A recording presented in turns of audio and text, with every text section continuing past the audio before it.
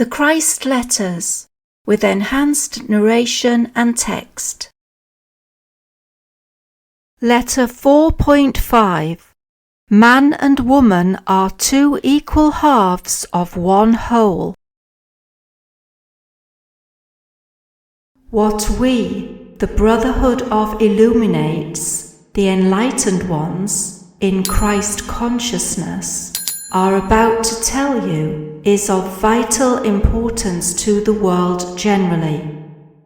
We speak equally to Christian, Judaism, Muslim, Hindu, Buddhist, and to every religion and every race of the world. We speak to all because each and every one in the world needs this instruction to make it possible for you to move on to higher levels of spiritual awareness.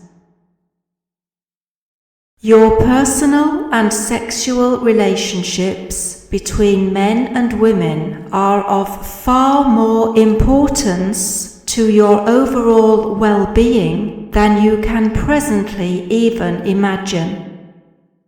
We deal with these relationships at length in the following pages, only because it is absolutely imperative, vital, for you men and women to wake up to the basic reality of your male or female individuality and identity, and true source of gender differences.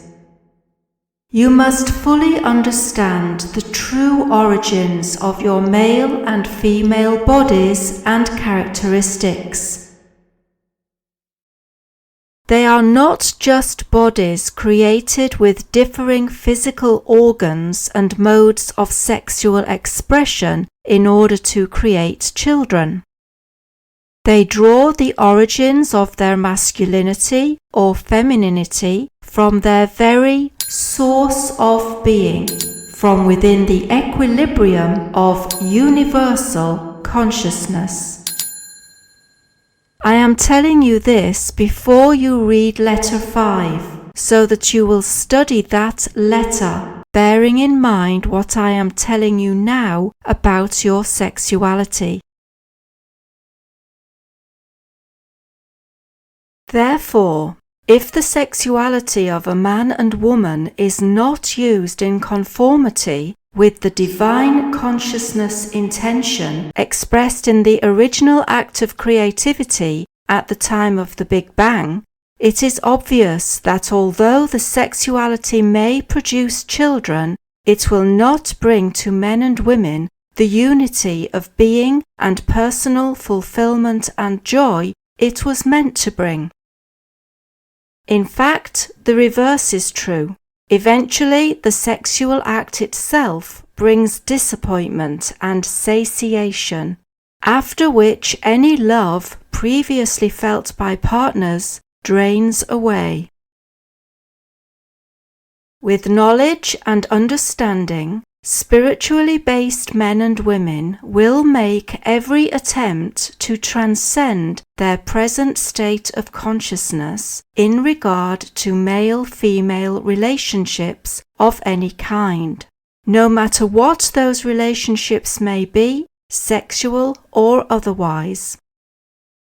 They will strive to express within their minds and hearts the purposes for which they were created in different forms. They will understand the origins of their differing innate impulses, temperaments, and modes of self-expression, and will value them. They will use their differences to enhance the well-being of each other. Competition will disappear. As this happens, they will tune into divine consciousness ever more easily. As they tune into divine consciousness ever more easily, so will they ascend into higher levels of spiritual consciousness. At the moment, your approach to your sexuality is your barrier to your ascension in consciousness. It roots you in your humanhood.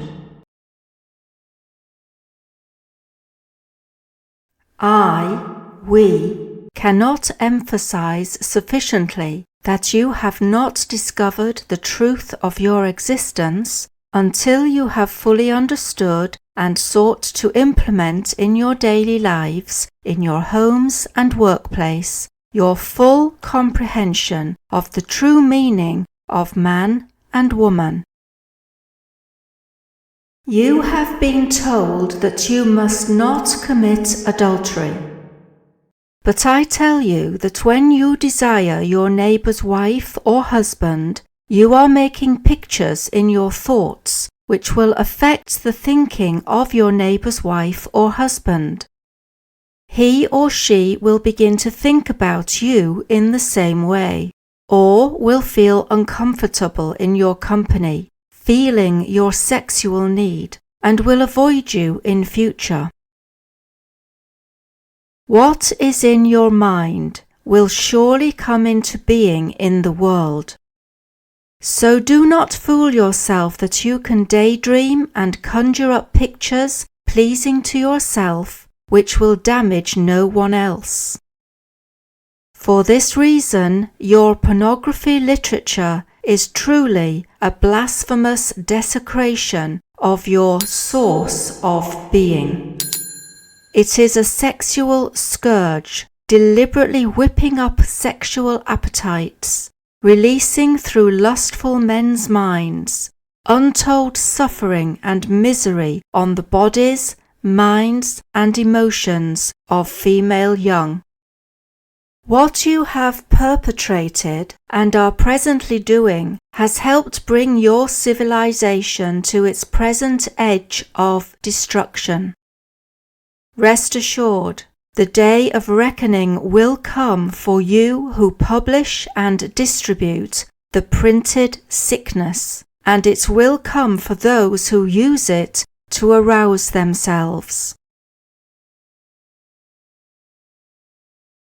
You, in the Western world, have earned the contempt of the East due to your decadent foolishness. You will not escape what you have sown.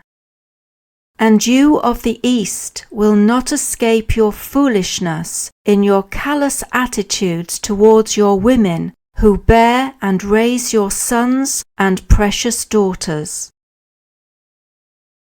Some of you, in ignorance of truth, for your own selfish purposes and gain, have made a mockery of the truth of Muhammad. You have shrouded your women in heavy garments, denying them freedom of movement and of Allah's fresh air as they venture out amongst other people. To what kind of man will your beliefs and your irrational, egocentric behavior appeal? Only to men who have no kindly feeling for women. Is it such followers that your Prophet Muhammad would have attracted when he was on earth? No, indeed, he appealed only to the most spiritually minded of people. What kind of imagery or picture of your prophet are you sending out to the rest of the world?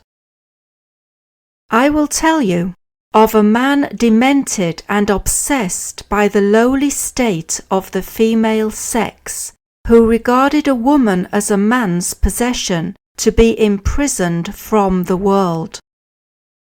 A man unaware of a woman's true needs to be happy, a man oblivious of her misery in the captive, subjected state. This man has nothing whatever to do with the true Muhammad, the Prophet of Islam. When on earth, he revered and respected the female sex. It was from the female of the species he derived the means to move forward on his spiritual path to enlightenment. He owed them much, and knew that although they were different in body, they were equal in spirit.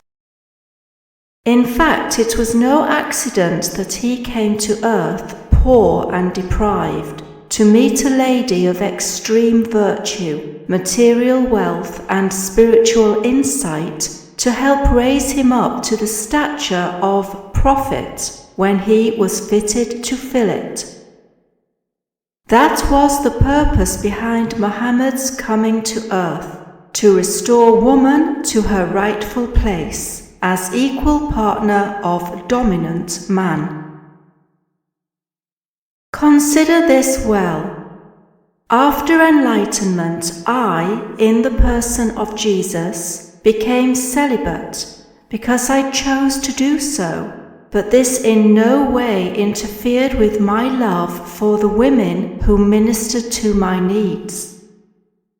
But Muhammad, after enlightenment, knew many women, and his ministry was of one who was called upon to learn how to live and deal with women equitably and with love.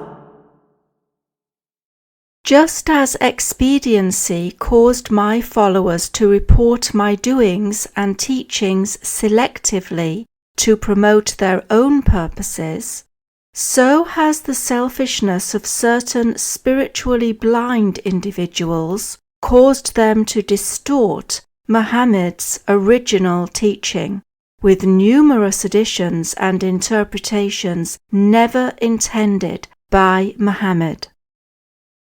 In such a way is every great spiritual teacher's work overlaid by the misinformation of human thought until the truth is so shrouded in fallacies that people are led seriously astray and even caused to sin in ignorance.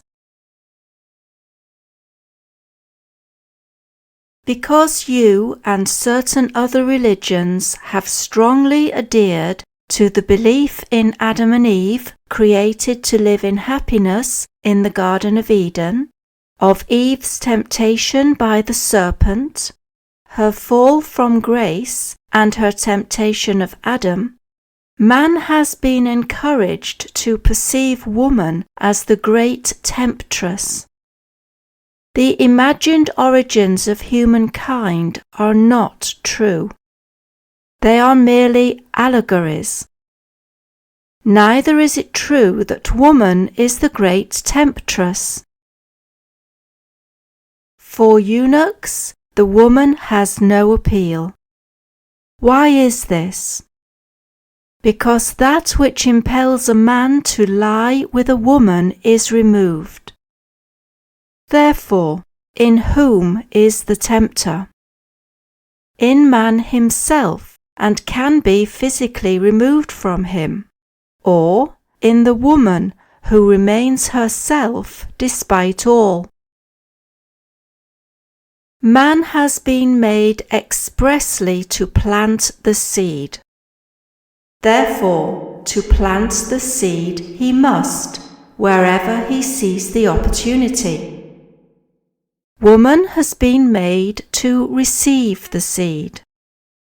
In past years before the 20th century, women were sexually dormant until seduced by men. Where then the tempter? In men, the arousers and seducers, or in women, the seduced and aroused? Man has been hiding from his own masculine nature in the name of purity and placing the responsibility for his downfall on woman. Is this a sacred activity? Is it worthy?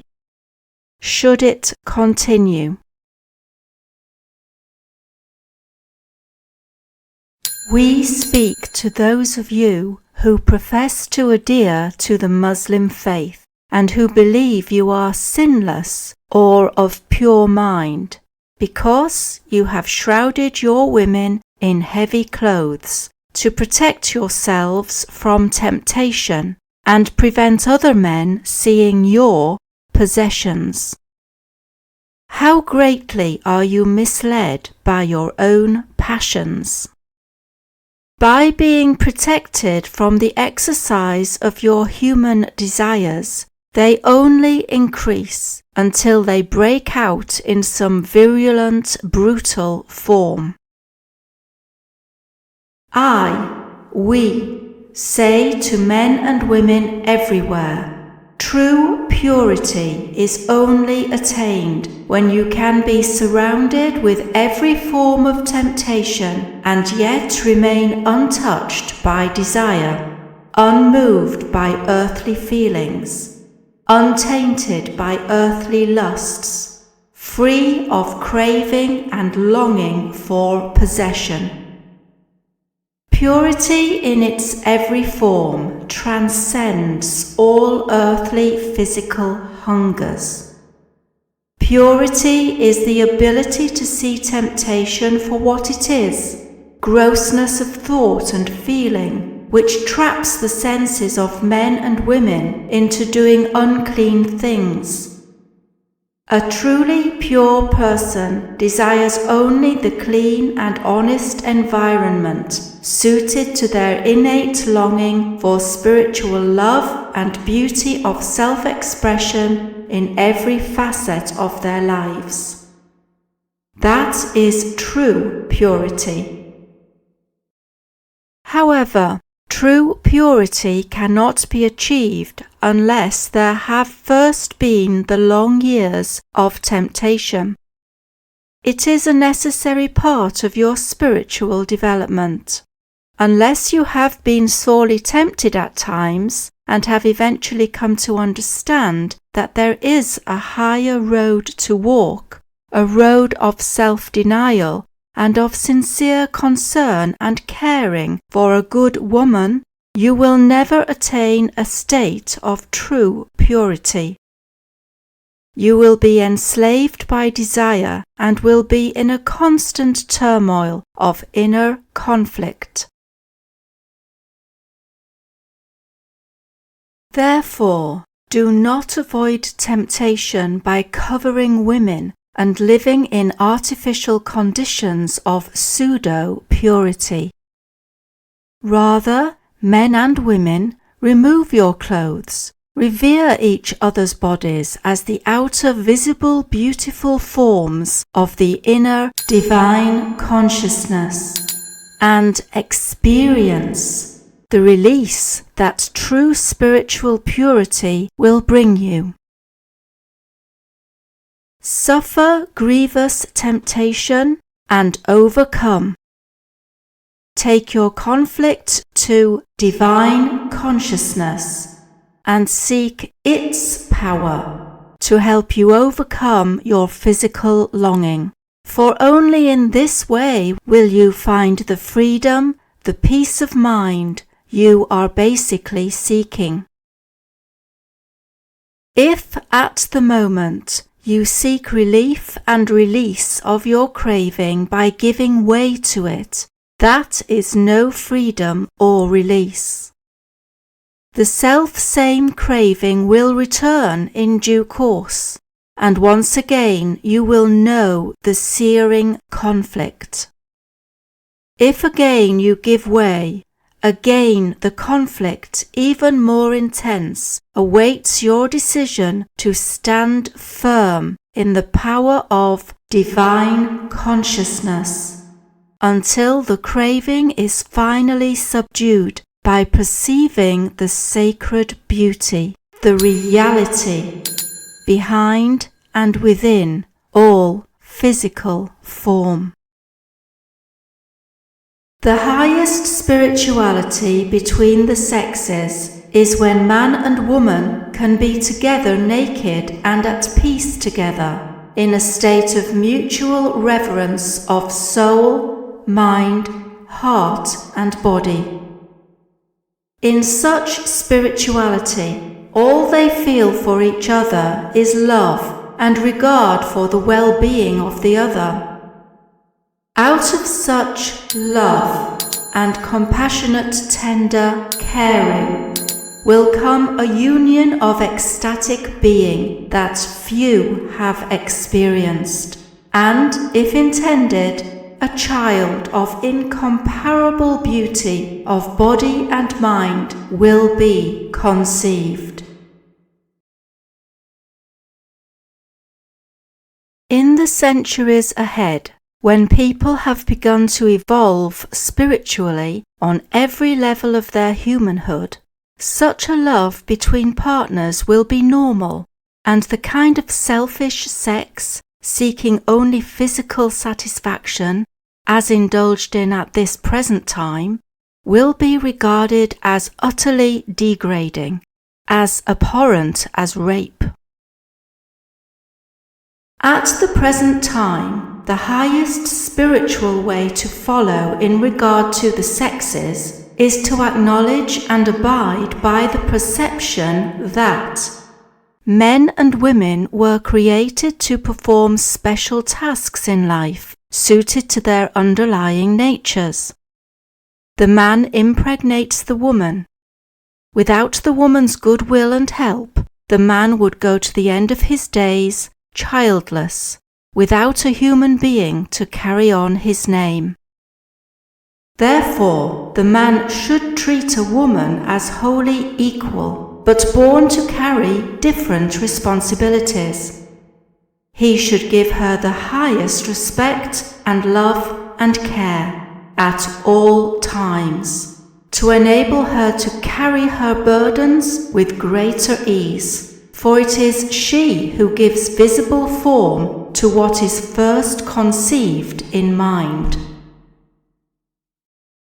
When a woman receives a sperm which unites with her ovum within the recesses of her body, a miracle is wrought, to which you, the man, have done nothing to contribute, other than your sperm in a moment of delight, in which is your reward. You can only contribute to the continued health and normal development of the miracle you have given life to in your partner's body by your unfailing, caring love for her well-being and health, and protecting her from all emotional and external harm. This is your masculine responsibility. Only in this way do you deserve to remain at her side as father of her child. If you fail in this, you have no value as father to the child, and have no value to yourself as a man born to manifest your spiritual, divine consciousness father within your physical life. A man who harasses a woman carrying his child, who treats her with contempt, who offers harsh and brutal words and physical treatment, is breaking the most fundamental law of existence, in which male and female should be united in equality of divine beingness. Women who are respected and loved and protected should equally respect and love and offer refreshment of spirit and body to her partner, nurturing his capacity for giving of himself to her. A woman who does not nurture her partner with caring, tenderness, and love is depriving his masculine spirit of the will to endure in face of difficulties he encounters in the external world.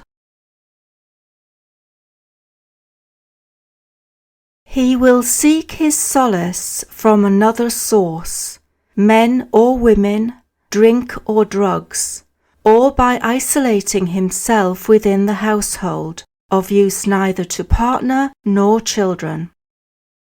Therefore, men and women have an equal responsibility to cherish each other. Just as the man must learn to channel daily the father aspect of divine consciousness towards family and work, so must woman learn to express the mother aspect of divine consciousness in her daily life. Those who deny this truth will be denied access to the celestial kingdoms until they have increased their spiritual perception and prayerfully changed their attitudes. Only when their vision is lifted above the earthly human perception of male and female and beyond their earthly desires and ego drive to the reality out of which they have drawn their being, will they escape the wheel of reincarnation and find entrance to the ultimate joy and glory. If within a culture a woman is regarded only as a possession, an object of a man's desires, and not treated as a woman absolutely equal with a man, such a culture has not understood the true nature of man and the true nature of woman. Man and woman are two equal halves of one whole. When single and alone, the man is manifesting but one aspect of his source of being. And when woman lives alone and single, she also manifests but one aspect of her source of being.